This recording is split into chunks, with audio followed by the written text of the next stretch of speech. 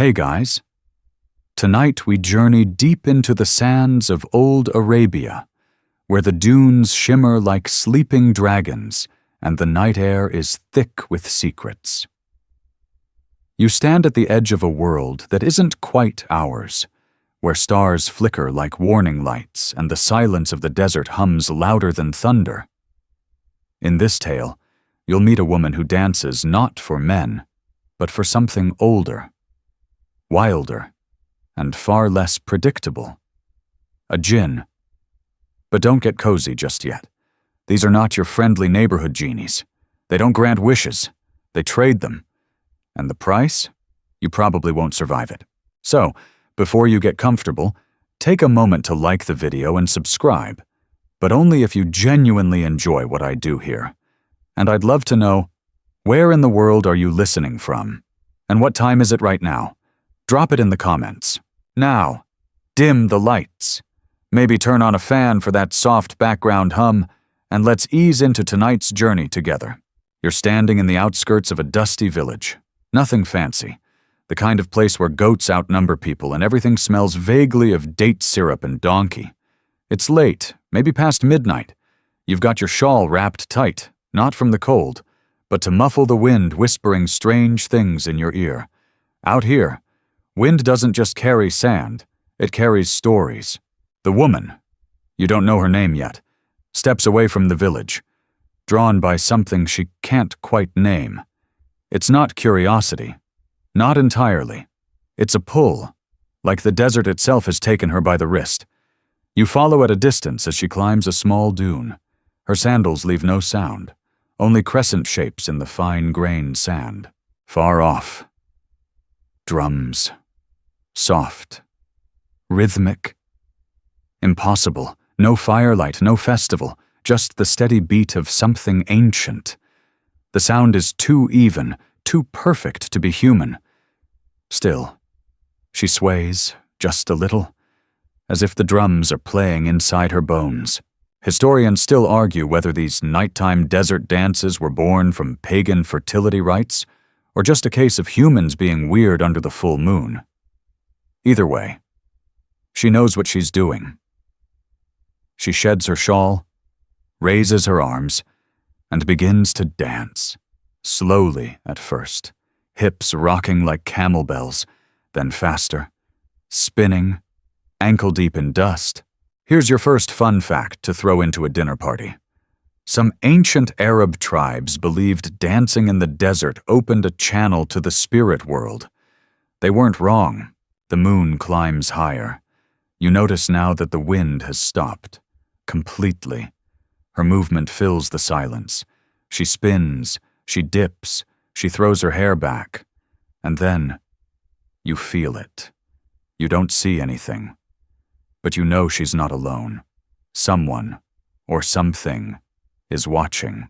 And here comes the fringe tidbit.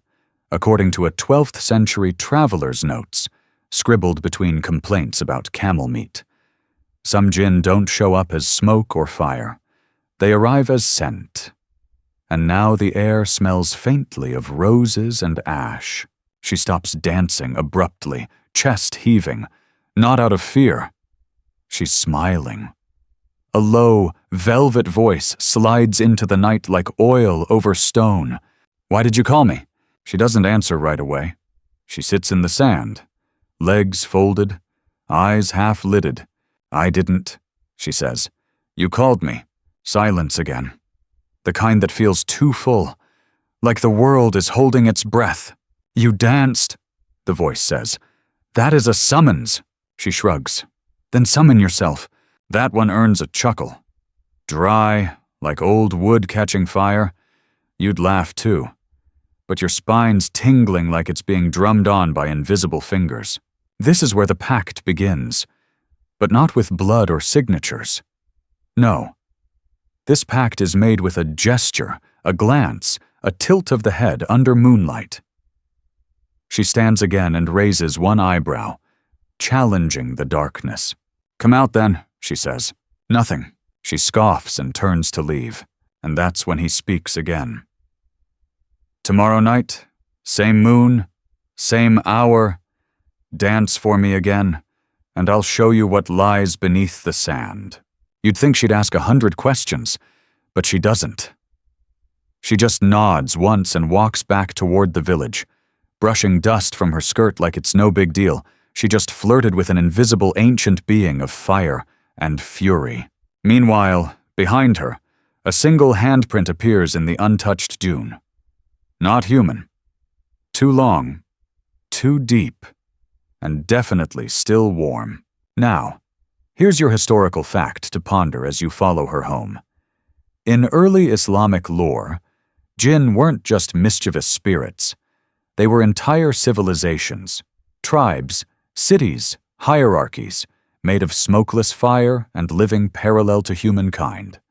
Some scholars even suggest they were the original caretakers of the earth before humans were dropped into the sandbox. The next morning, the woman wakes up with sand in her hair and rose petals on her floor. No one else notices. Her neighbors argue over goat feed and spoiled yogurt. Life goes on. But she is already somewhere else in her mind. And tonight, she will return. The drums are waiting. The sun bleeds itself dry over the horizon, sinking like a tired god behind the dunes. The heat releases its grip on the village, and everything softens. Shadows stretch, goats settle, and cooking fires flicker low. But you're not interested in any of that tonight. You have your eyes on her again. The woman who danced alone, who woke up with sand in her hair and the scent of impossible flowers on her skin. She's calm today. Too calm. The kind of calm you get when you know something wild is about to happen, but you're strangely fine with it. She's prepared. A clean tunic, dark kohl around her eyes, and a pouch of salt tucked into her belt. Superstition? Sure. But then again, superstition in these parts is just common sense in disguise. As she steps into the twilight, you follow her, noticing how even the dogs refuse to bark at her heels. It's as if they know better. She makes her way to the same dune. Yes, the one with the unnatural handprint still faintly visible in the sand. She stands quietly. No dance. Not yet. Not. Instead, she waits, and the wind picks up. Not like a breeze, more like a breath. Then, the voice again. Smooth, disembodied, oddly charming. I was afraid you wouldn't come, she rolls her eyes, because why not sass a fire being? I said I would, and I don't like repeating myself. You're bold. No, I'm bored. There's laughter, deep and amused. The air thickens. You feel the change before you see it. The sand shifts, just slightly, like something enormous is coiled underneath it. Then, poof, he appears.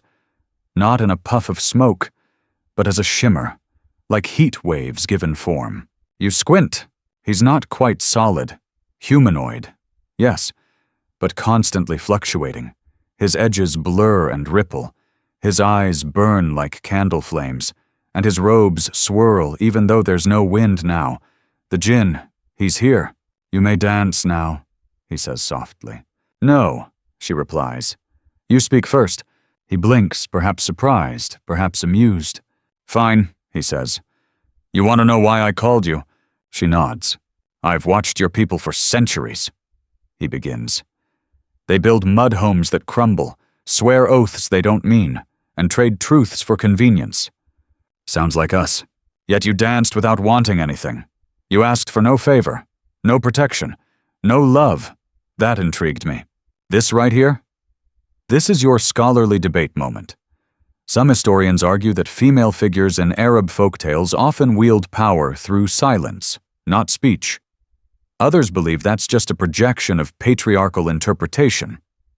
But tonight, you see it clearly. Her refusal to ask is exactly what gives her the upper hand. She tilts her head. So, he says, I wish to offer you something. 3 gifts. 1 each night. In return, you must continue to dance. For me alone. Now you're thinking, classic Fey bargain, right? Here's the twist. The gifts don't come in boxes. They come as moments. He raises his hand, and the first gift manifests, a swirling orb of light hovering above his palm. Inside it, you see, memories. Not hers. Yours. No, really. Childhood dreams. Forgotten faces. Smells of home. You suddenly remember the shape of your first blanket. The color of your mother's laughter. It's overwhelming, she gasps, but not in fear, in longing. I give you clarity, he says. The memory of things lost, a gift most mortals waste. Then he waves his hand, and the orb vanishes. But something lingers. She looks dazed, touched by something too real to process. Her lips part, but she says nothing. You may dance now, he whispers, and this time she does, but not for fun. It's a dance of reaction, a spinning, shaking, grounding motion, like she's trying to plant her feet back in her own timeline. Her steps kick up crescent moons of dust. Her eyes shimmer with emotion. It's beautiful and chaotic and unpracticed. He watches, and you sense that he's not feeding off the dance, he's learning from it. Want your quirky tidbit? Ancient Bedouin tribes believed certain women could read the desert through movement, claiming that by mimicking the dunes and the wind, they could interpret messages from the unseen. Was it real? Depends who you ask. But tonight, it feels truer than any textbook. The dance ends abruptly. She drops to her knees, gasping. You've touched something I didn't know I'd lost, she says. Then you understand the price, he replies. She doesn't answer. She doesn't have to. The deal is struck. The second night awaits. She walks back to the village slowly, sand trailing from her hem like a comet's tail. And the Djinn watches her go, head tilted, expression unreadable. As you trail behind her, the night seems unusually quiet. Even the owls have gone mute, but your thoughts are loud. What kind of being gives memories as a gift? Why her? Why now? Historians still debate whether Djinn had fixed moral alignments. Some say they were like humans, capable of good and evil. Others argue they followed an entirely separate logic. The truth, probably, is messier. Back in her hut, she lies down but doesn't sleep. Her fingers twitch. She murmurs names from long ago. And outside, the wind rises again, not howling, just whispering, like something waiting. You wake, if you ever truly slept, with that same smell lingering in the air, rose petals smoldered with ash. The kind of scent that feels both sacred and dangerous. She smells it too, and she knows what it means. The second night is here, but she takes her time. She braids her hair with care, ties silver threads into the ends. Not out of vanity, out of intent. Everything tonight must carry meaning. She's figured it out now. This is a game of symbols, of ritual and gesture. She may not control the board, but she knows how to play. Tonight, she brings something with her, a copper bowl tucked beneath a cloth. You'll see what it's for soon. The desert is still warm when she steps out. Crickets chatter faintly. One of the village men watches her go with narrowed eyes. He doesn't ask questions. Not yet. But the seed is planted. She walks to the dune again. Her dune now, and waits. No drums, no wind, just the slow hiss of sand shifting underfoot. Then he arrives, not in shimmer this time, but in silhouette. Tall, robed, his face blurred like a mirage. You still can't pin him down. Is he beautiful? Terrifying? Maybe both. You came again, he says. She sets the copper bowl on the sand. You said 3 gifts. I'm ready. He nods, amused. Not even a greeting first? She shrugs. Second meetings don't need greetings.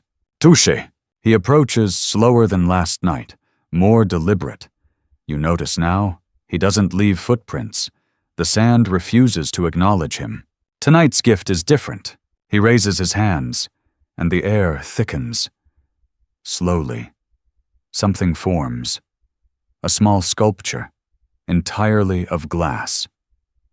Inside it, a tiny flame flickers. This, he says, is the second gift. Sight beyond illusion. He hands it to her, and she gasps, because now she sees not just what's in front of her, but beneath, behind. The desert glows in ghost colors, like heat signatures etched in memory. She sees where ancient paths once crossed, where bones sleep beneath dunes. She sees her village, and within it, the truth of people. Kindness wrapped in fear, envy coiled beneath praise. She sees the man who watched her leave, his heart sour with jealousy, his mouth already shaping lies. "You've shown me too much," she says quietly. The Djinn bows his head. Clarity is a cruel mercy. And now the quirky bit. Some Bedouin legends describe second sight, not as prophecy, but as a kind of cursed empathy, the ability to see people as they truly are, stripped of self-narrative. In those tales, it's rarely a gift that ends well. She takes the glass object and places it gently in the copper bowl. It flares briefly, then steadies. A heartbeat of light in the dark. He watches her with interest. "You've brought fire," he says. "I've brought a vessel for your gift, so I can carry it and contain it." That makes him smile. Now comes the dance. This time, it's slower, measured, like someone testing the edges of their own strength. Her movements aren't wild now. They're focused. Each turn, each stretch of her arms is deliberate. She's not just entertaining, she's communicating. And he listens, but so do others. From beyond the ridge, two men crouch, hidden among the rocks. One is the jealous neighbor, the other, the elder's son. They see her dance, but they do not see the Djinn. They only see a woman moving under moonlight, possessed or mad or both. They whisper to each other, plan, plot. Historians still argue whether women accused of sorcery in pre-Islamic Arabia were feared, revered, or simply misunderstood. In this case, it's all three. Back on the dune, the dance ends, and she speaks again. "What's the third gift?" He chuckles. Impatient. "That's human." "No, that's practical. I'll bring it tomorrow," he says. But the third gift is always the one that costs the most. She doesn't flinch. "I'm ready." But is she? As she walks back toward the village, the flame in the glass flickers once more. She hides the bowl beneath a loose plank in her home. Outside, shadows move. A whisper travels. And suddenly, her quiet nights are no longer hers alone. Morning arrives. But it doesn't feel like it. The village seems too quiet, like the air is waiting for someone to speak first. You notice more eyes following her now. Her neighbors are polite, but their smiles stick to their faces like wet fabric. Everyone's heard something, though no one says it aloud. Whispers travel faster than camels. She pretends not to notice. She tends her little garden, pours water for the goats, stirs a pot of lentils like nothing's changed. But her movements are sharper, more economical. She's conserving energy. She's listening, and she feels it, the shift. That evening, she doesn't leave at her usual time. She waits, lets the moon rise a little higher. She knows she's being watched now. Her footsteps are tracked before they even reach the sand.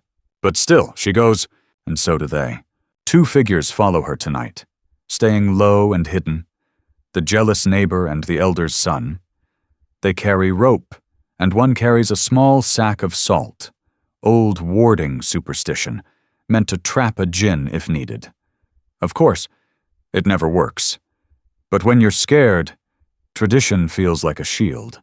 She reaches the dune. The bowl is still there, the glass orb still glowing faintly. He appears before she even speaks. "You're late," the Djinn says. "I had to dress for company." She replies. He tilts his head. "We're not alone? We haven't been since the first gift. Now, here's your historical anchor." In some Arab tribes, belief in Djinn was so strong that nightly rituals were performed at the edge of encampments to ask permission from the spirits to settle for the night. Djinn weren't just superstition, they were negotiated with, constantly. The Djinn sighs. "Then let them see." He raises his hand, and suddenly, everything shifts. The sand flattens, the wind stills, and time feels warped. The two spies fall forward out of hiding, their limbs no longer their own. They blink as though waking from a dream. She doesn't even look at them. "They followed me," she says calmly. "They'll forget," the Djinn replies. "You think forgetting will protect me?" He shrugs. "No, but knowledge won't either. And here's where things get strange." One of the men, her rival, starts to weep. Loud, wrenching sobs. The kind of crying that doesn't come from fear, but from being seen. The Djinn is doing something to him, not visibly, but deeply. The elder's son, however, bolts, runs back toward the village, stumbling in the dark. The Djinn turns back to her. "Tonight's gift is the third." He gestures, and a scroll appears in his hand, ancient and cracked, wrapped in desert-hardened leather. He offers it to her. She hesitates. "What is it?" "A name," he replies. "Yours. In the old tongue." She touches it gently, and the leather softens, unwinding like a snake. The scroll opens, revealing not words, but images, glyphs, patterns that rearrange themselves as she watches. "You want your fringe tidbit?"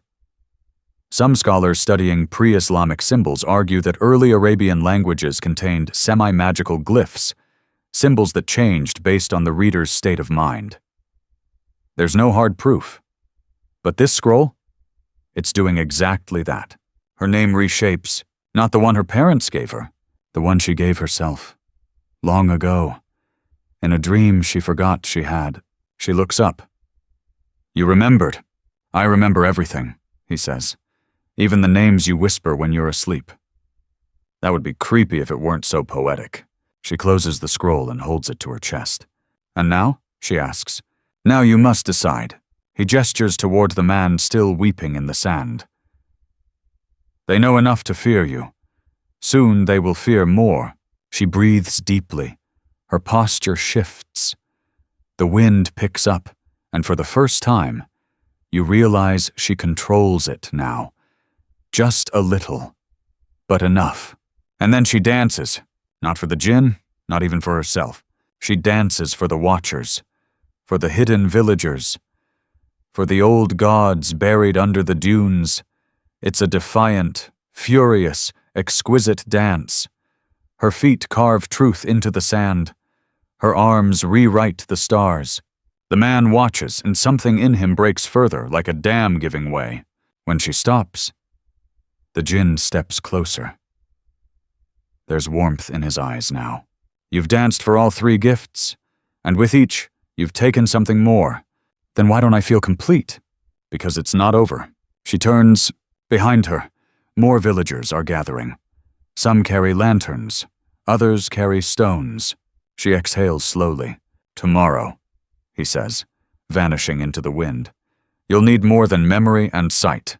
She picks up the bowl, the orb, and the scroll, and with a final glance at the weeping man, she walks toward the growing storm. Back in the village, her neighbors whisper behind woven curtains. One says she saw fire, another says she saw wings. One insists she danced with the devil.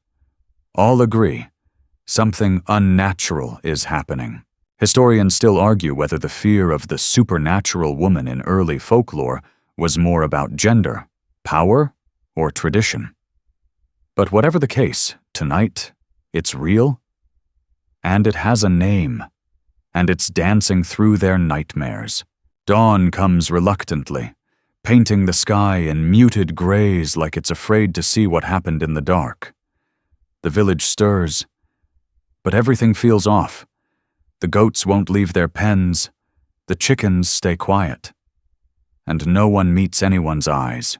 You walk with her through the narrow alleys, and it's like she's made of fog, present but untouchable. Conversations cease when she passes. Children are pulled indoors by their elbows. Even the elder watches from his threshold, arms folded, lips pressed in a line so thin it might cut paper. She's not afraid. She's just calculating. And she has every reason to be. Her neighbor is no longer crying, but he hasn't spoken since last night. He sits outside his hut, rocking, clutching a handful of salt like it'll save him. The elder's son? He's gone. Took a camel and vanished at sunrise. Some say he's seeking a holy man. Others say he's running from something he saw but can't explain. And now you get the historical context. In many tribal justice systems across pre-Islamic Arabia, fear itself was a verdict, no formal trial. If enough people felt you were dangerous, spiritually or otherwise, you were cast out. Or worse. She knows this, and she's ready. Tonight will be different. She doesn't head to the dunes at all. Instead, she walks straight to the gathering square at dusk. Lanterns hang from weathered ropes, swaying in the breeze. The villagers are already there, murmuring and shuffling like a crowd waiting for bad theater. And she speaks. "I've danced 3 nights," she says. Voice calm and clear. "I have taken nothing that wasn't given. But fear feeds faster than truth here." Silence. Then, the elder speaks. His voice is dry, cracked. "You bring strange fire. You move in ways that stir spirits." We ask, "What have you become?" And she responds without flinching. "I became who you never allowed me to be." Oh, there it is. A woman saying out loud what everyone spends their life tiptoeing around. There's a beat of stunned quiet. Then someone throws the first insult. "Witch, Djinn lover, taint." Then the stone. It misses. But that's not the point. The point is, now it's happening. She doesn't run. Instead, she kneels. Slowly. Dignified. And places the scroll at her feet, the orb beside it, and the copper bowl between them. Then she begins to hum, a low, thrumming sound that isn't quite a song. Not yet. But the wind remembers it. It picks up, fast. Sand begins to spiral. Not a storm, but a dance. Circular, controlled, familiar. And then he arrives, not subtly this time, not as a ripple or scent. The Djinn appears in a pillar of fireless heat. One moment, air. The next, presence. He's taller than before. Or maybe it just feels that way.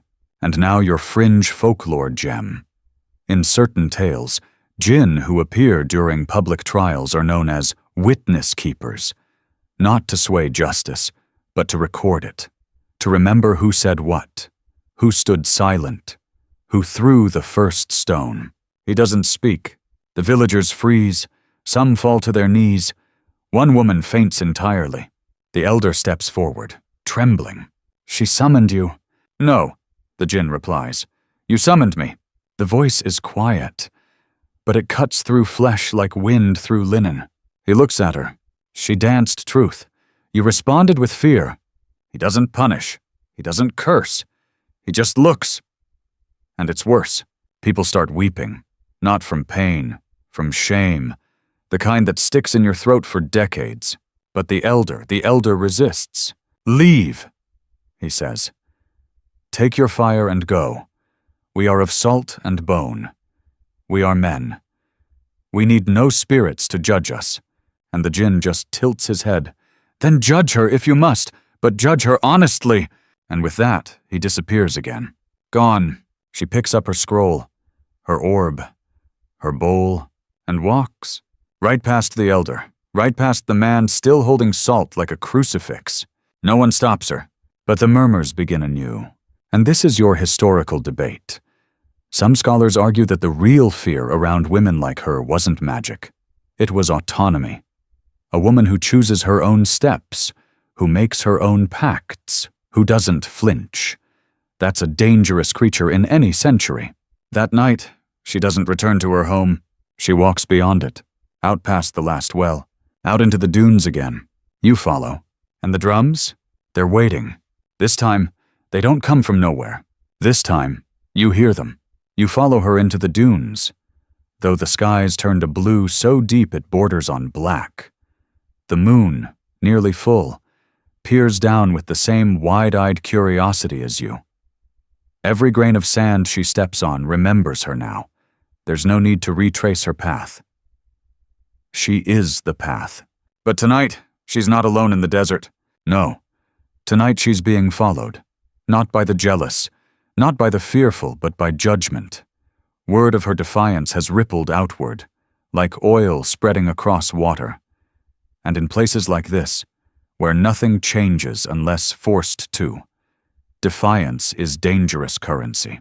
So they send for the elders, not just her elder, but the elder of elders, the keeper of stories, the one with the twisted staff carved from an almond tree said to be older than the village itself. He's called the Witness. He travels by camel, hooded and silent. When he arrives, people stop breathing for a moment, just to hear him not speak. Tonight, a tribunal is called. Yes, in the middle of the desert. Yes, under the full moon. Because sometimes, the sand is the courtroom. She knows it. So does the Djinn. He appears before her. Dance begins. Because this night, the ritual is no longer private. It's performance, trial, offering, and answer. You don't have to do this, he tells her. For the first time, there's concern in his voice. That should unsettle you more than it does. She doesn't look at him. She's already placing her tokens in a perfect triangle. The scroll, the orb, the bowl. The wind trembles, like it knows something important is about to be decided. They want judgment, she says softly. So let's give them a trial. And here's your historical anchor. Certain tribes in the empty quarter held trials of the elements, rituals in which a person stood in the open desert overnight to determine guilt or innocence by whether they survived until dawn. Historians argue whether these were literal or symbolic. But either way, the odds weren't great. The witness steps forward now, silent still, and raises a hand. His face is lined with sand and time and things better left forgotten. She begins to dance. This is no gentle sway, no poetic flutter. This is a dance of fury. Her movements are violent, sharp. Her feet hammer the sand. Her arms cut the air. She spins until dust clouds rise and obscure her from view. The orb pulses. The scroll flickers. The bowl shivers in place. And then something else rises. A shape. No, not a shape. Shapes. 7 of them. Echoes of her form, conjured from her footsteps, like memories made flesh. Each one dances beside her, with her, through her. The villagers gasp. One child screams. You blink, trying to count. There are too many, or not enough. The witness narrows his eyes. 7 echoes, he says at last, voice like old stone. 1 for each truth you've unearthed, and now your fringe folklore. In obscure desert texts, there's mention of dancers who, when touched by fire spirits, could split themselves into aspects, each representing a version of the self left behind, or never chosen. Most thought these tales metaphorical. Tonight, metaphor wears sandals and moves like a storm. Each echo dances a different rhythm, one of rage, one of grief, one of joy, one of loss, one of defiance, one of silence, and one that doesn't dance at all. It simply watches, and so does the crowd. They're no longer whispering, they're witnessing. As the dance reaches its crescendo, sand whirls so high it blots out the stars. The echoes merge, folding back into her like petals at dusk. She collapses to her knees, breathless, burning, alive. The witness steps forward, raises his staff. Everyone holds their breath. You are touched, he says. A pause. Not cursed, not divine, but chosen. And this is the scholarly debate for you. What did chosen mean in the old tongue? Was it a blessing? A death sentence? Or just a way of saying different when language failed? Whatever it meant then, it means power now. She doesn't stand. She just nods. And the Djinn? He smiles. But it's not the smile you've seen before. It's sad. Because power isolates. Even from him. The crowd disperses slowly, reverently, uneasily. She stays in the sand until the last lantern dims. And then, finally, she speaks. Not to the crowd, not to the Djinn, but to the wind. I am not yours, she says. And the wind replies, not yet. You don't return to the village that night. Not really.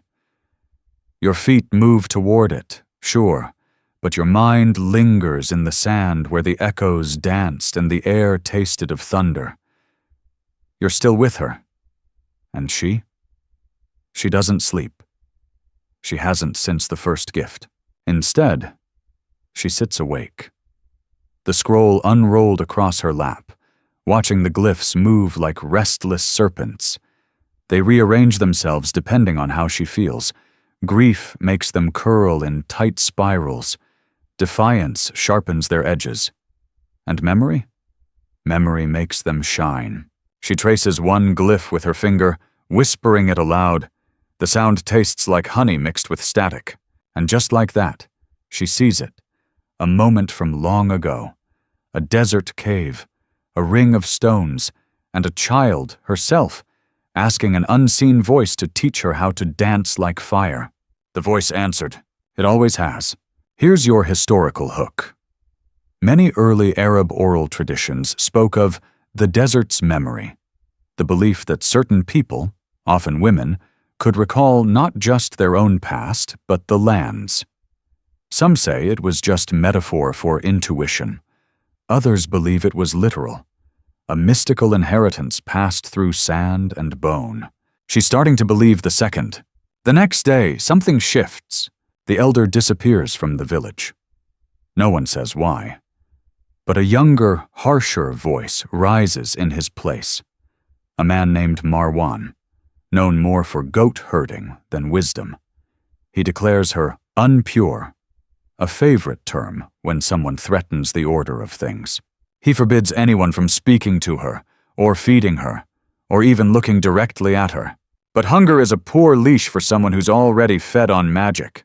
So she leaves, not with fear, not with haste. She simply walks, past her garden, past the cracked well, past the village that's too small now to hold her name. She walks until the sand swallows all paths, and then, as if summoned by her steps, the Djinn appears again. But this time, not as mist or mirage. He's fully formed, tangible, solid, which is, frankly, unsettling. You've left them, he says, though it's not a question. They left me first. You could stay with me, he offers. The desert is vast. I know its secrets. I can give you more than they ever did. She laughs. It's not cruel, just tired. And what would I become? He hesitates. Here comes your folklore flavor. Some tales speak of humans who joined the Djinn, not as servants or lovers, but as hybrids. Beings of breath and fire, trapped between worlds. They never age, but they never belong anywhere again, either. She knows this. You made a pact with me, he says softly. But you never asked for anything. Not truly. So ask, he says again. Name your wish. She looks at him, really looks, and for the first time, you see him flinch, because her answer is not what he expects. I want to know why you chose me. And now he's the one who doesn't speak. Not at first. When he finally does, his voice is quiet. Because once, long ago, I watched a village burn, and in the ashes, I saw a girl dancing, not for joy, not for ritual, but to survive. She danced so the smoke wouldn't choke her. She danced to forget she had no one left. He pauses. You reminded me of her. She blinks. You pitied me? No, I recognized you. Silence stretches between them like the sky overhead. Then she asks something bold. Were you the one who lit the fire? He doesn't answer, and that is answer enough. This right here is your scholarly debate.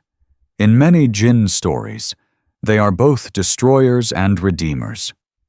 Some believe this duality reflects human guilt, our need to invent forces that punish us for our own mistakes, then offer us redemption we don't think we deserve. She doesn't judge him. Not yet. She just turns away, gaze fixed on the dunes. I need to keep going. To where? He asks. She gestures towards the horizon. Wherever the sand runs out, you'll find nothing but ghosts. Then I'll ask them to dance. And that's it. She walks away again.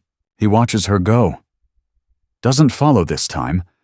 Just lets the wind carry her shape until it vanishes. And you? You follow.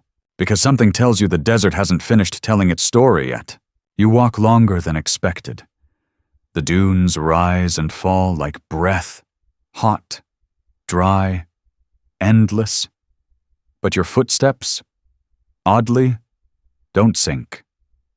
The wind seems to hold you up, as though some unseen presence is smoothing the sand beneath your soles.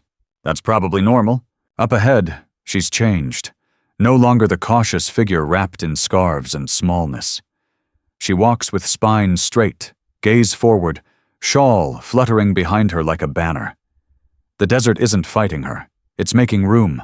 And she knows it. There's a low ridge up ahead, a wall of stone carved by time and wind into cruel teeth. Nestled between them is an opening. Not a cave, not exactly. More like a forgotten breath in the rock's chest. You both enter. Inside, the air cools. Smells of copper, ash, and something older. She lights no torch, but the scroll in her hand begins to glow softly. The glyphs shift into a dull red, amber flickers that pulse in rhythm with her breath. And on the walls, more writing, older, cruder, symbols etched with bone or claw or maybe both. She reads them, and then she laughs. Here's your mainstream historical fact. Across Arabia, pre-Islamic cave carvings have been found dating back to the Neolithic period, some with humanoid figures, others with indecipherable runes. Historians still argue whether these were meant for ritual, warning, or storytelling. No consensus, just awe. This one, she murmurs, says a woman asked the fire to make her forget her husband. The fire burned her memory and her tongue. She grins crookedly, but at least she got silence. Further in, a pool of still water reflects the dim scroll light.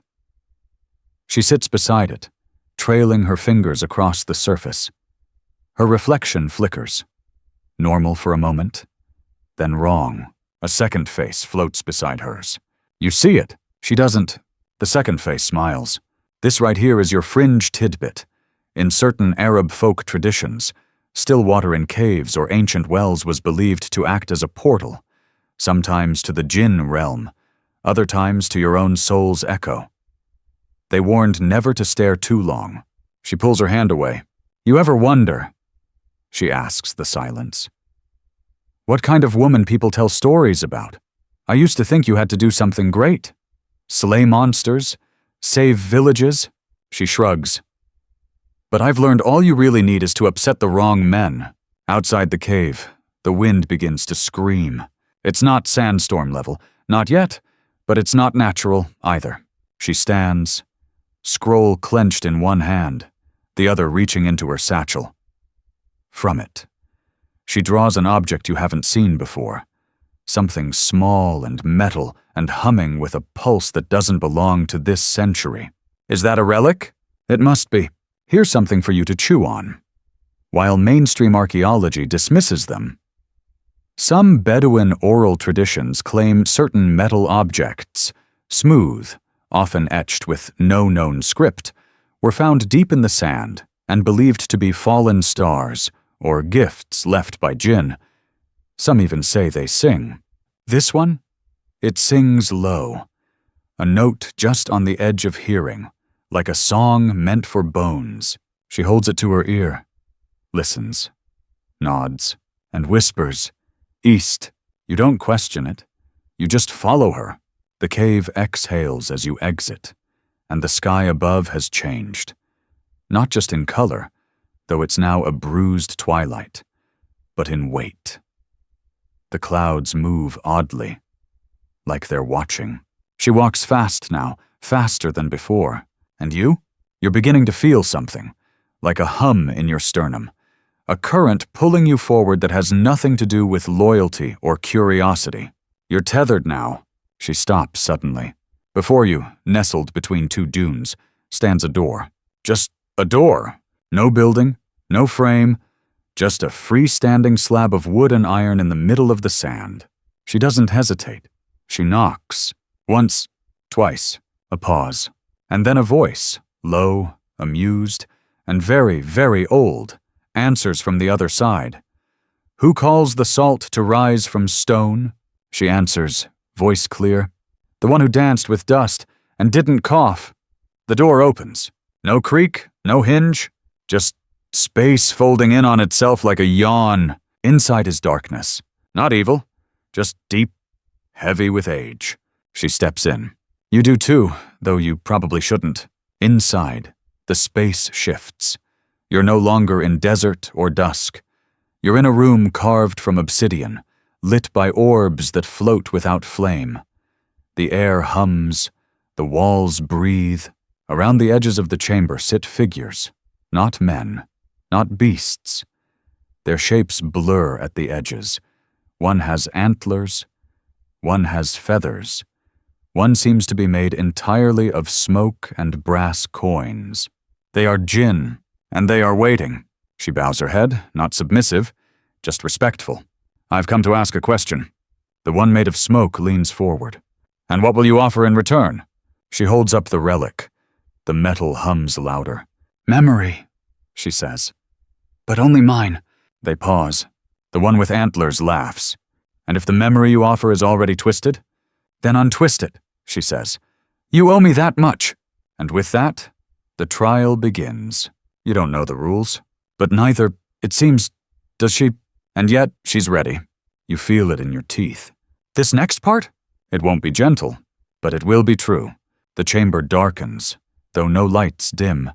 It's as if the shadows decide to swell, curious or hungry.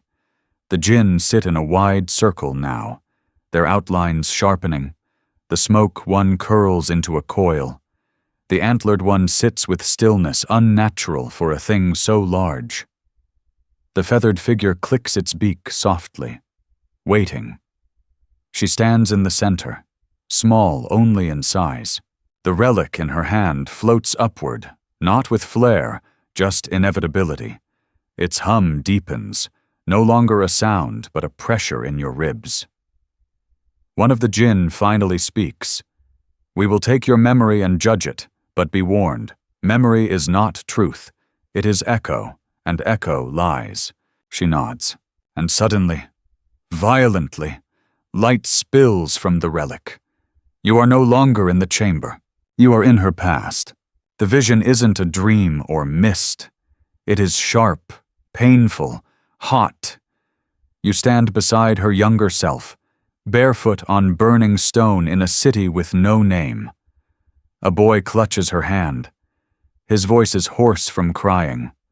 A man lies in the dust, face down, blood black in the sun. She is silent. The boy asks her something. She doesn't answer. A crowd gathers, not hostile, just hungry for blame, for drama, for something to say at the next well. "This," the smoke Djinn says, "is your memory?" She flinches. "Yes." "Liar! It hisses! This is only the end!" The vision shifts. The city disappears. Now it's a desert tent at dusk. She sits cross-legged before an elder woman whose eyes look like they've seen entire kingdoms fall. The woman is teaching her a song, not melodic, but coded. A rhythm of clicks and hums. She sings it wrong once, twice. On the third time, something nearby shatters. The elder smiles barely. This memory is soft, safer. "Do you want the worst one?" she whispers to the Djinn. None reply, which means yes. The darkness blooms again. Now, she is in a white room, not dessert, not tent. A clinic? No. A chamber made of pale stone, with no windows. She is older. She's speaking to someone you cannot see. But the voice, when it comes, is electric, genderless, cruel. "Do you consent?" it asks. She hesitates, then says, "I want to forget him." "You will lose more than him." "Good." A machine hums behind her. Something detaches from her temple with a hiss. And just like that, the memory ends. Back in the obsidian chamber. The relic falls into her palm. Silent now. The Djinn stare. The feathered one leans close. "You asked to forget love, but in doing so, you forgot what you were willing to become." She says nothing. The antlered Djinn stands. "What would you ask now?" She looks up. Her voice is steady. "I want it back." The room stills. Djinn do not unmake bargains. That is law.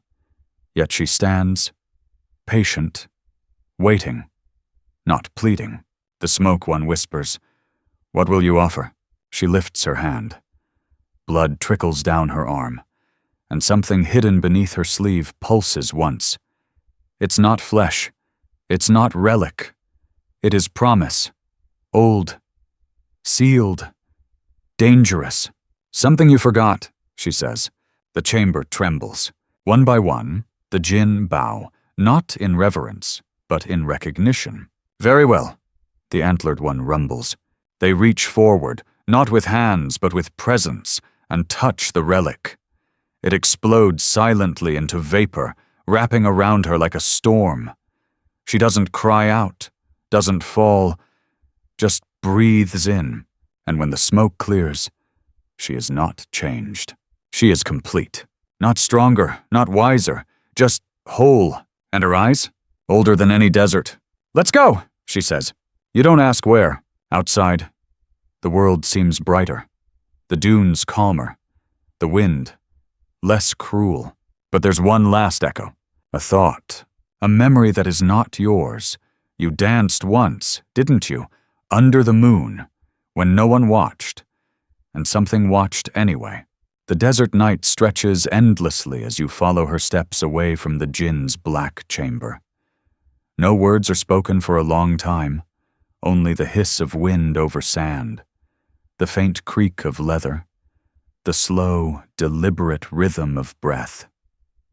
She walks as though her feet remember paths carved into the world long before maps, long before borders, long before men thought to name dunes and pretend that meant ownership. You ask nothing, because deep down, you know, if you interrupt whatever is unfolding in her memory now, it might vanish again, eventually. She stops beside a half-buried stone structure, what might have once been a well, or perhaps a lookout. It leans to one side, half swallowed by a dune. With some effort, she pulls open a trap door hidden in the shadow of its stones.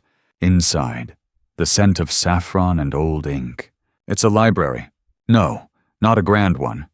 No soaring domes or gilded script, just rows of weather-warped scrolls, tucked into clay tubes, sealed with beeswax. A lamp still flickers on the table, unlit. It waits. She doesn't hesitate, just lights it with a click of her fingers. A gift the Djinn didn't take back. "This was mine once," she says quietly. "Before the forgetting, and it's here, amid the silence and the scent of knowledge kept in hiding, that her story shifts from loss to reclamation." She lifts one scroll, charcoal script in a tight spiral, You can't read it, but she can. Every word returns to her like a lover once betrayed, but never unloved. Her lips move as she reads silently, then aloud. To dance with the unseen is to let go of shame, to offer yourself to the wind, and in turn, to be lifted. You realize this is where she learned the dance. Not from instinct or chance, but from study, practice, purpose. Historians still argue whether the women of certain tribes truly performed dances in secret ceremonies to commune with desert spirits, or whether that was Orientalist fantasy projected onto them. But you're looking at living proof that the ritual had a purpose.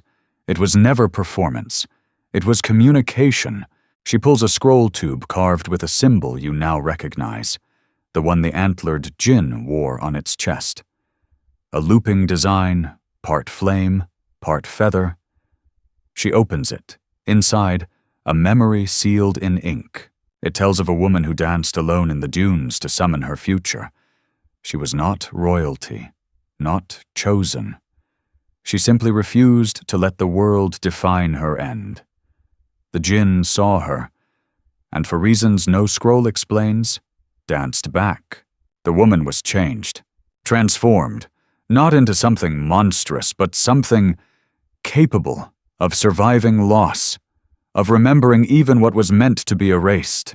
The quirky detail here, found only in one preserved variant of the folktale, is that the woman wore brass bells on her ankles, not to call the Djinn, but to keep scorpions away while she danced, which is, honestly, practical. She finds the brass bells now, tucked in a clay dish, green with time. She straps them on. You expect ceremony, a chant, an invitation, but she just stands in the lamplight, takes one slow breath, and moves. The dance isn't beautiful, at least not in the way trained dancers perform. It's heavy, grounded, like the earth is pulling her downward and she refuses to go.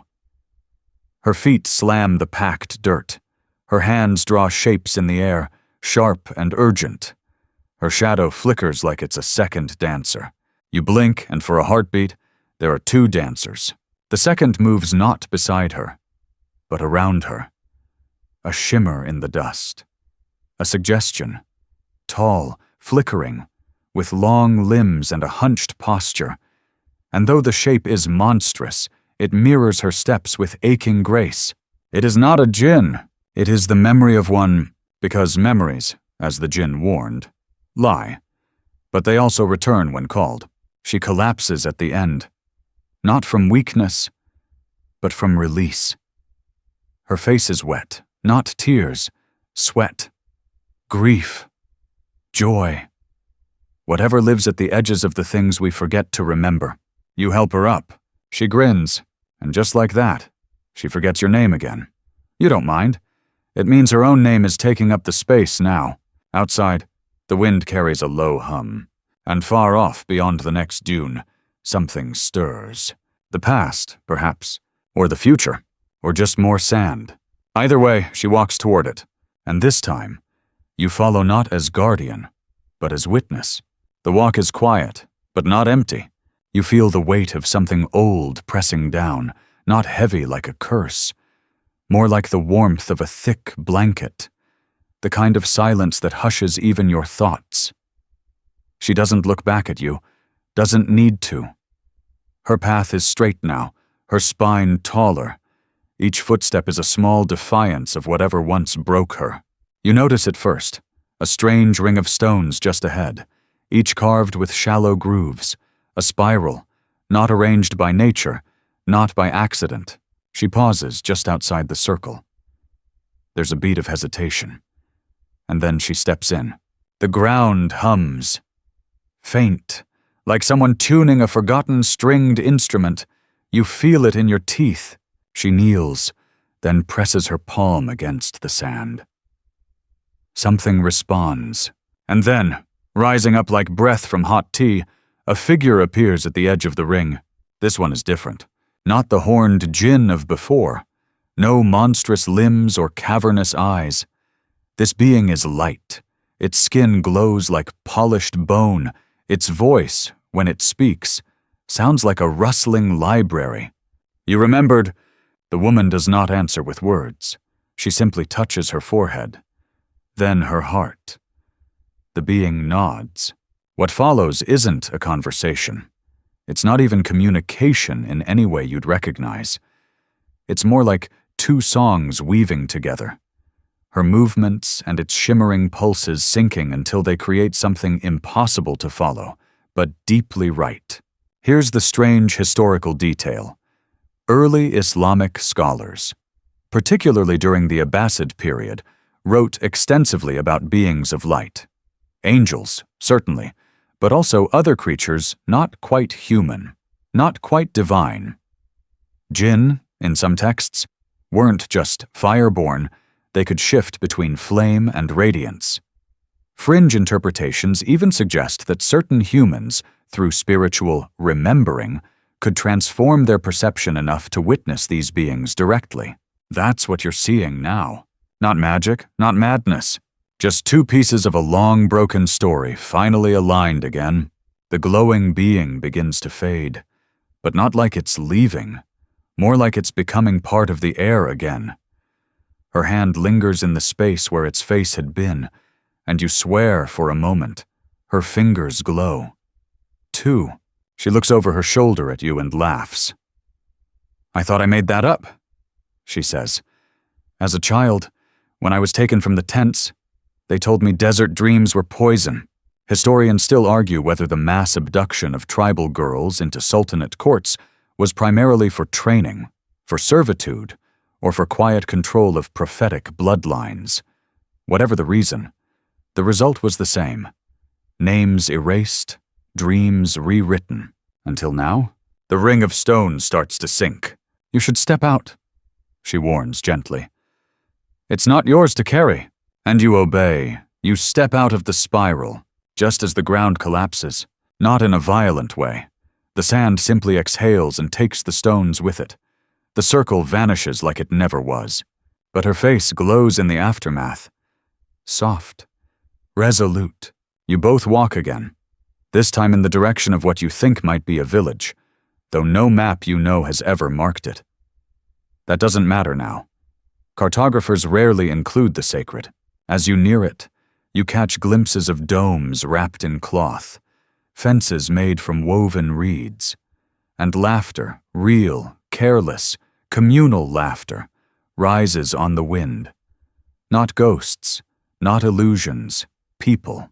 She walks in without fanfare. No applause, no whispered prophecy. A few elders recognize her. One woman gasps, hand over her mouth. Another cries. The woman just shrugs. Took me a while, she says. They bring dates, mint tea, soft bread. No one questions your presence, either. That's how desert hospitality works. If someone survives long enough to arrive, they're meant to be fed. That night, as you both sit near a fire, watching shadows flicker on the tent walls, she begins to tell her story to the children. Not the cleaned-up one, not the palace version, the real one. Sand, smoke, bells, and all. They listen, wide-eyed, especially when she describes the dance. One girl dares to ask, "Can you still do it?" She grins. "Maybe tomorrow. My knees hurt." They all laugh. But you know she will, because the body remembers, even what the mind was forced to forget. Morning arrives slowly here, not with the blare of city horns or electric alarms, but with the hiss of water poured over embers and the whisper of date palms rustling like gossiping old friends. You wake up beneath a roof of goat hair fabric, smelling of sun and time. The woman's already awake, of course. She moves through the village like someone who never left, except everyone knows she did. They don't ask where she's been. They ask what she remembers, and she tells them. Not all at once. In bits and pieces, over flatbread, between sips of kawa so strong it could rewire your sleep schedule. You follow her through the day as she visits a crumbling shrine tucked into a ridge, speaks quietly to a shepherd boy with a crooked smile, and kneels beside a grave marked only with a circle of black stones. The past doesn't roar back here. It settles, slowly, like a well-trained camel at rest. Around midday, a visitor arrives. He rides a donkey with mismatched eyes and wears a scholar's robe 3 centuries out of fashion. He's sweating profusely, muttering about lost manuscripts and the unreliability of old maps. When he sees her, he stumbles forward like someone who's just spotted a mirage that smiled back. "You really exist," he gasps. She raises an eyebrow. "Depends on the day." Turns out he's been searching for her. Or rather, for traces of what she did. Her dance, her defiance, the night she turned a djinn into a witness instead of a captor. He's gathered scraps, faded ink in the margins of medieval treatises, oral accounts from women's markets in Tunisia, and one slightly burnt scroll from a forgotten Sufi library. He wants to document her, record her story, preserve it. She refuses. "Not for your archives," she says. "Let them ask each other. Let them wonder." He's crushed, in the way only men with tenured positions and fragile egos can be. "But you changed everything," she shrugs. "Good. Let them feel it without knowing why. You admire her restraint. You would have published a best-selling memoir and gone on a speaking tour. Here's your mainstream historical moment. During the 9th to 13th centuries, women across the Islamic world held surprisingly complex roles, some as scholars, some as poets, some as transmitters of hadith. But their stories rarely survived the gatekeeping of ink. Oral storytelling, especially among women, became both refuge and rebellion. She embodies that, a living text you can't check out from any library. Still, the scholar begs. Offers trade, knowledge for knowledge. He has questions, of course. Was the dance a ritual, a weapon, a mistake? Was the djinn bound or freed? Was she chosen by something? Or did she simply choose herself? Historians still argue whether the dance in such tales was ever real. Some believe it's symbolic, a metaphor for rebellion or spiritual surrender. Others insist on literal interpretations, pointing to fringe practices among pre-Islamic mystic sects, where movement was used to blur the line between human and otherworldly. She doesn't clarify. Instead, she leads you both to a dry wadi at the edge of the village. The sun hits the stones in such a way that every shadow stretches toward Mecca. And then she dances, not like the first time. There's no defiance in it now, just precision, memory. Gravity turned playful. Her feet never lift too far, her arms never flail. But somehow, everything moves with her. The wind, the birds, the scholar's mouth hanging open in unfiltered awe. At one point, you feel your heart lurch. Not out of fear. It's more like someone's brushed the inside of your soul with warm silk. When she stops, she looks down at the dirt. "Still works," she murmurs. And in that silence that follows, the earth doesn't tremble. Nothing explodes, no djinn appears, but the world has changed anyway. The scholar weeps. You don't blame him. He came chasing history and got ambushed by truth instead. That night, the village holds a feast. Not for her exactly. There's no announcement, no crown of laurels, but somehow the food is better. The jokes sharper, the music louder. She doesn't sit at the head. She dances among the children, tells jokes that involve camels and improbable marriage proposals. You eat something made of chickpeas and mystery and feel absurdly lucky to be here. And for once, you don't question it. You don't look for the twist. You just are. Before sleep, she sits beside you, the stars wrapped around her like a second scarf. "You want to stay, don't you?" she asks. You hesitate. Because yeah, you do. But you also know you won't. She smiles, already understanding. "That's okay. Just don't forget. Not her. Not the dance. Not the feeling of a story slipping from silence into song. You don't sleep much that night. The stars are too loud, really. That's what it feels like. They hum above the village, layered in cold silence and cosmic static, like the universe is still trying to process what just happened with that dance. You lie there, watching them blink across the sky like ancient eyes that missed the moment and are now squinting to catch the echo. The woman's gone by morning. Not mysteriously gone, just not there. No footprints, no note, no dramatic swirl of dust. Her tent is neatly folded, her sandals left where they usually sat, as though she packed herself up like a memory that didn't want to overstay its welcome. The scholar is beside himself. He ransacks the area with all the subtlety of a toddler in a pottery shop. She couldn't have just vanished, he mutters. There must be some clue, some sign. There isn't, unless you count the small circle of flattened grass at the edge of the date grove, or the one hawk feather perched on the lintel of the mosque like a final punctuation mark. You don't feel panicked. Strangely, you feel whole. She gave you enough. You leave the village at sunrise, following a caravan of spice traders who claim they're heading toward Damascus.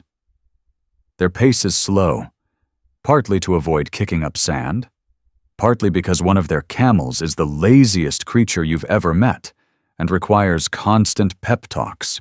As you travel, the world shifts again. Villages become towns, towns become cities, cities become noise. You learn to keep your story short. Met a woman in the desert, learned some things. If pressed, you smile vaguely and mention something about the stars. No one ever asks more than twice, but still, her presence lingers. In Damascus, you pass a musician playing a flute carved from bone. His melody coils like incense smoke, and you feel something flicker in your spine. In Jerusalem, a blind calligrapher hands you a scroll with your name written in Kufic so beautiful it could make a bureaucrat weep. In Cairo, a child stops you in the market. You saw her, she says plainly. You blink.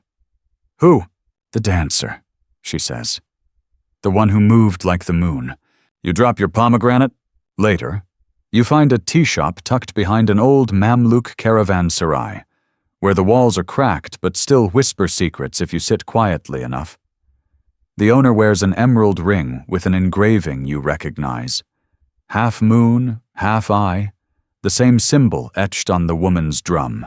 He doesn't ask questions, just pours your tea and adds, "It's never the dance that matters, you know, it's what it unseals." Mainstream historical fact break.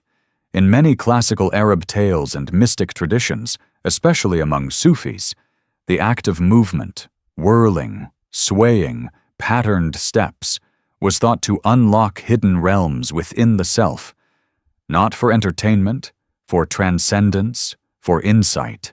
But here's the fringe bit. Some esoteric scholars suggest these dances weren't metaphorical at all. They point to stories of entire villages disappearing mid-ceremony, or of dancers glowing briefly before vanishing in a flash of light. Dismissed, of course, as poetic exaggeration. Unless they weren't. Historians still argue whether certain figures in Arab folklore were amalgams of multiple women, or coded references to divine beings walking among humans. Some suggest these tales preserved whispers of pre-Islamic goddess worship, quietly stitched into post-Islamic storytelling like invisible thread. You sip your tea. The city outside roars and bustles. But this shop remains calm, wrapped in the kind of hush that libraries envy. The owner smiles. She finds who she needs. You're about to ask more when a messenger bursts in. A girl, no older than 10, cheeks flushed from running. "Is it true?" she pants. "The Djinn danced back?" Silence swells in the room. The owner stiffens. "Where?" "South, near the salt flats. The ground cracked open. People say the wind played a tune." You're on your feet before the tea cools. The salt flats are 2 days away. 3, if you don't bribe the right camel drivers. You do. Twice? By the time you arrive, the sun has carved everything into bone-white silence. The flats stretch forever, like a mirror shattered across time. But near the center, there's a circle of scorched earth, small, perfect, and absolutely out of place. You stand there. Nothing moves, not even the air, and then you hear it. Not music, not words, just rhythm. Not outside your body, inside it. Your fingers twitch. You step forward, just one foot, then the other, and suddenly, your body remembers something your mind hasn't caught up with. You move. Not well, not elegantly, but honestly. Without pretense, your breath matches something older than lungs, older than language, and as your arms rise and your feet shift across the blinding salt, you feel something stir. Not fear, recognition. She's not there, but you're not alone. You dance, and something watches. And nothing explodes, but the world changes anyway. You return north. Quieter now. Not because something's broken. Quite the opposite. There's just less clutter in your mind, less noise, less need to explain things that never asked to be explained in the first place.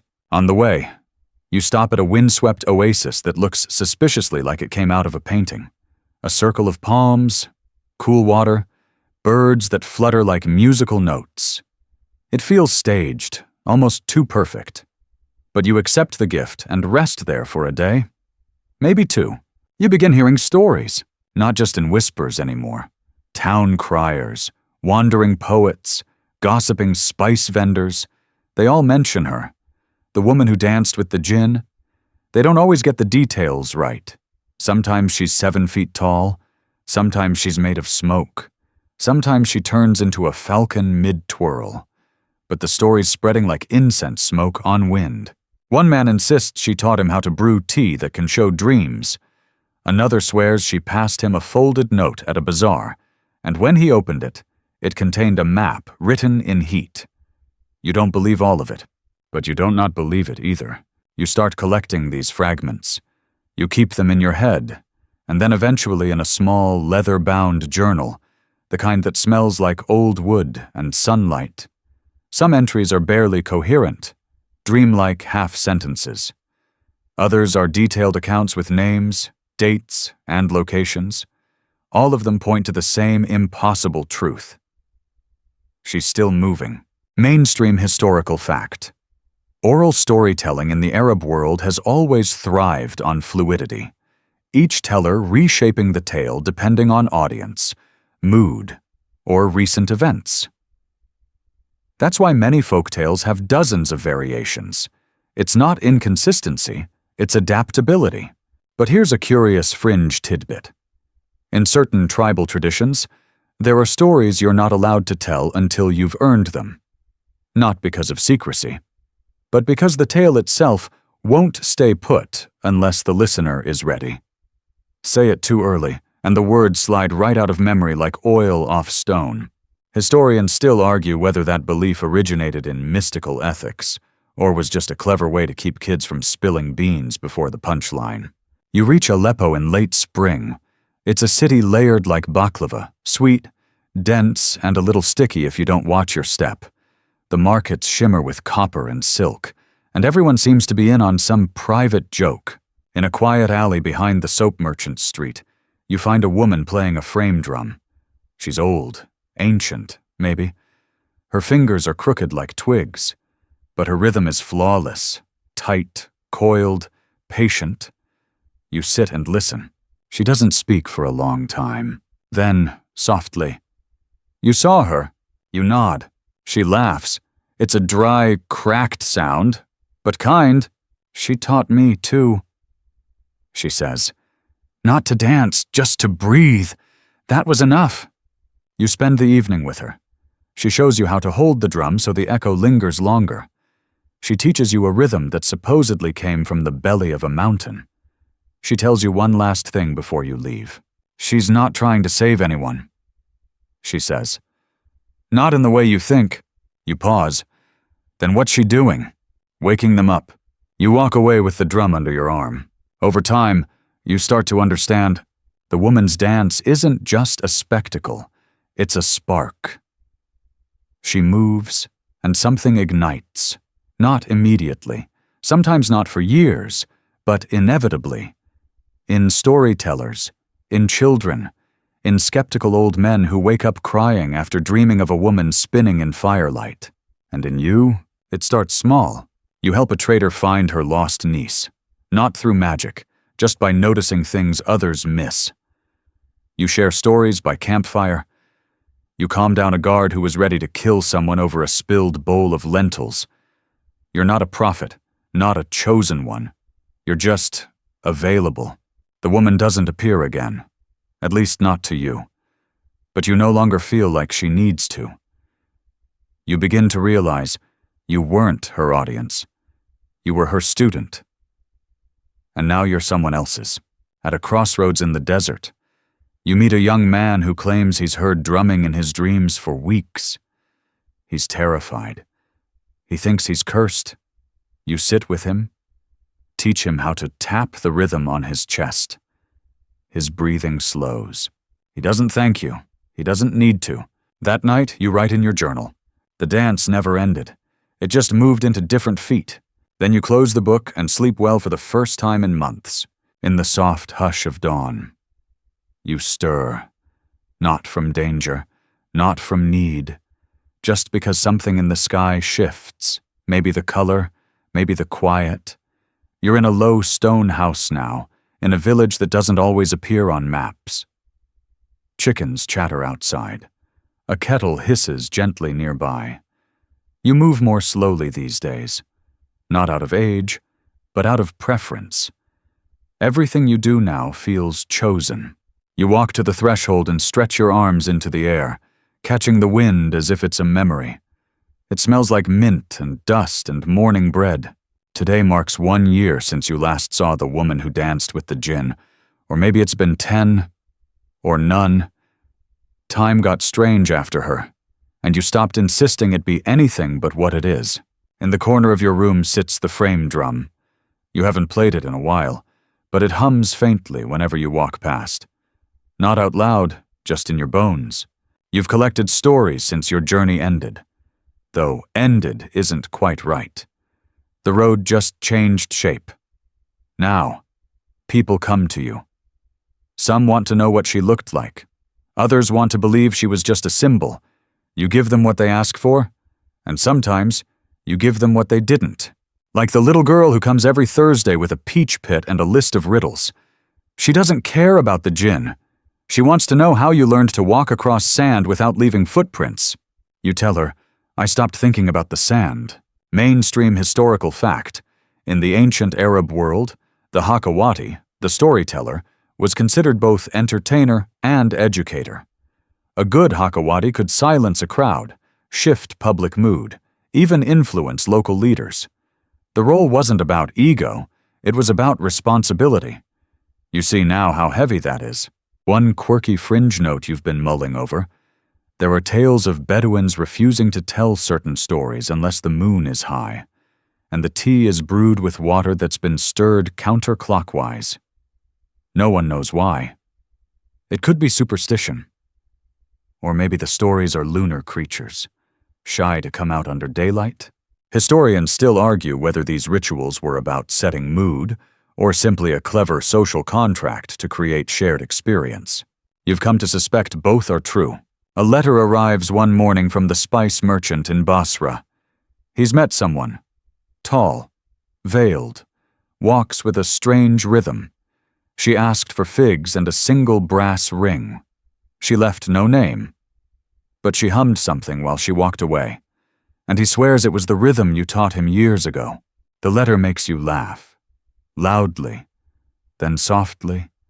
You touch the corner of the page and whisper, a thank you, not to the merchant, not even to her, but to the silence between the beats. And now, as evening softens the edge of the sky, you sit again by your little fire, journal in your lap. You add a final entry. Some stories aren't meant to be told. They're meant to be danced. And if you're lucky, they choose you, just once, to carry their flame. You don't sign your name. The story already knows who you are. The woman who danced with the Djinn may never appear again in quite the same way. Or maybe she's already moved into 100 new bodies, acrobats, singers, shepherds, children with sand in their hair and songs in their eyes. You realize now, her real gift wasn't the dance. It was the permission. She showed you, and all who saw her, that the boundary between the ordinary and the enchanted is a choice. One flick of the wrist, one pivot of the heel, one long-held gaze into the firelight. You close the journal, you let the final ember die, and you smile like someone who finally, deeply, knows how the story ends. Which, of course, it doesn't. So now, with your eyes soft and your breathing slow, the desert fades around you. The sand, once sharp and hot, becomes warm silk underfoot. The stars blink gently above, distant but not cold, like old friends who prefer to wave rather than speak. The woman's rhythm still echoes, faint and slow, like a heartbeat remembered in a dream. You don't need to hold on to it. It'll follow you now, stitched into the seams of your sleep, humming beneath your quieter thoughts. You might dream of lanterns swinging in wind, of pomegranates split in perfect halves, of drumming that matches your pulse exactly. Or you might simply rest, deeply, quietly, completely, as if the story itself has wrapped you in its final line. Let your shoulders soften, let your jaw unhinge. The weight of the tale has passed through you, and you held it well. You honored it just by listening. Out there in some quiet corner of the world, someone else is hearing a version of this story for the first time. And just maybe, they'll see the same veiled dancer twirl into view, half real, half smoke, fully unforgettable. But you've earned your rest. No need to follow her anymore. Not tonight. So, breathe in one more time, gently, and let it all go. Sleep well, dream softly, and may your story wander far.